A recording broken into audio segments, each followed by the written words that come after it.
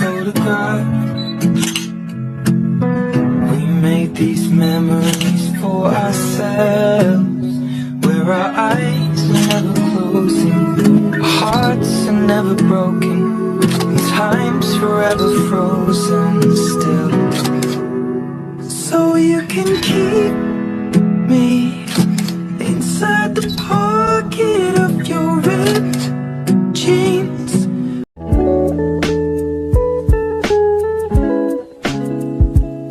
Assalamualaikum warahmatullahi wabarakatuh. Halo semuanya, perkenalkan nama saya Cindy Bella Rahimah dan Ayah. Kali ini kita mau mengenal diri kita satu sama lain. Seperti apa hubungan antar pesona kita? Jadi alhamdulillah sampai saat ini hubungan antar personal ya baik anak terhadap ayahnya ataupun sebaliknya dari ayah ke anaknya. Jadi pada intinya kita adalah keluarga kecil yang mencoba untuk saling berkomunikasi, saling adanya keterbukaan, terutama untuk hijrah dalam hal ini dari hal yang kurang baik menjadi baik dan bahkan lebih baik lagi. Ya, jadi kita sama-sama saling terbuka antara aku dan sekolahku, teman-teman aku juga cerita juga tentang ke ayah ataupun ke bunda gitu, apapun yang terjadi di situasi dalam kampus ataupun dalam lingkup pertemanan gitu. Oke, di pertanyaan kedua ini ada situasi seperti apa yang kita bangun agar komunikasi kita saling efektif baik verbal ataupun non verbal. Komunikasi efektif yang kita jalin yaitu adanya komunikasi secara verbal. Dalam hal ini pada saat kita berkumpul bersama, kita selalu mengutarakan pendapat ataupun masukan ataupun pengalaman, diskusi kecil lah seperti itu. Diskusi kecil yang selalu dilakukan, yang kami lakukan adalah pada saat kita makan bersama. Biarpun kita makan bersama, situasinya lesehan, makanannya sederhana, tapi itulah momen yang paling berharga, momen pas saat kita mendapatkan waktu yang tepat, waktu yang bersamaan, karena antara satu dengan yang lain kita selalu mempunyai kesibukan masing-masing dalam kegiatan sehari-hari. Misalkan Ananda Cindy Bella Rahimah ngekos di Bogor, akan tetapi di waktu-waktu tertentu pada saat liburan kuliah semesteran ataupun liburan sekarang bulan Idul Fitri 1444 Hijriah, Ananda Cindy Bella Rahimah ada di rumah sewaktu-waktu membagi tugas sama ibundanya. Komunikasi yang efektif dilakukan pada saat kita melaksanakan atau melakukan makan bersama. Kita selalu bertukar pikiran, kadang-kala bercanda sambil nonton TV. Kita selalu membahas apa yang ada di berita. Terus kita sampaikan juga pengalaman hidup kita, misalkan saya sebagai orang tua di dalam dunia pekerjaan ataupun di dalam kehidupan sehari-hari. Itulah komunikasi efektif secara verbal yang kita lakukan antara anak dan kedua orang tua.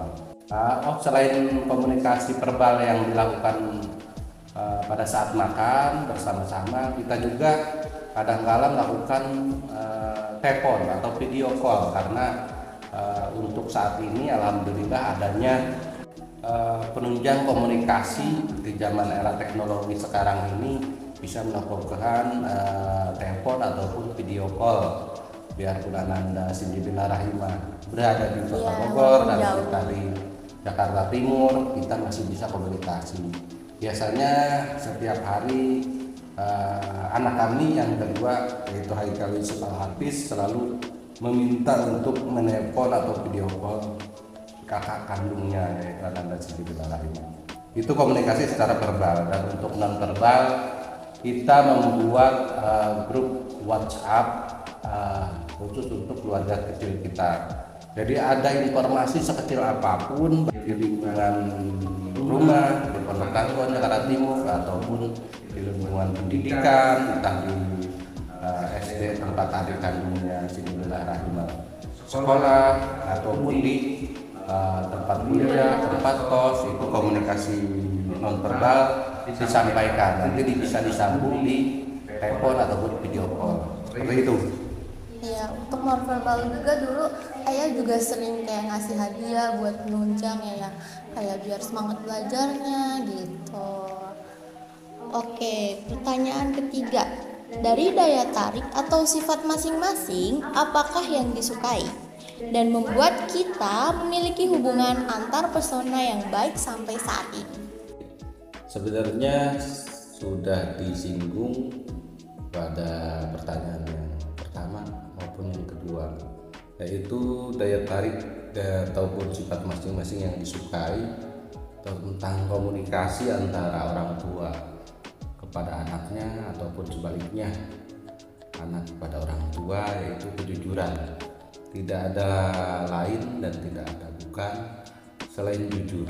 Jadi kita sampai sekarang memiliki hubungan yang sangat baik antara satu dengan yang lain, antara anak dan orang tua maupun sebaliknya. Begitu Kak Cindy Bella Rahimah. Ya, jadi kita saling terbuka nih guys, satu sama lain sama-sama saling cerita gitu. Oke, pertanyaan yang keempat, konflik atau masalah apa yang pernah terjadi dan apa dampaknya pada diri kita masing-masing dan pada hubungan antar persona ini, gimana? Ya.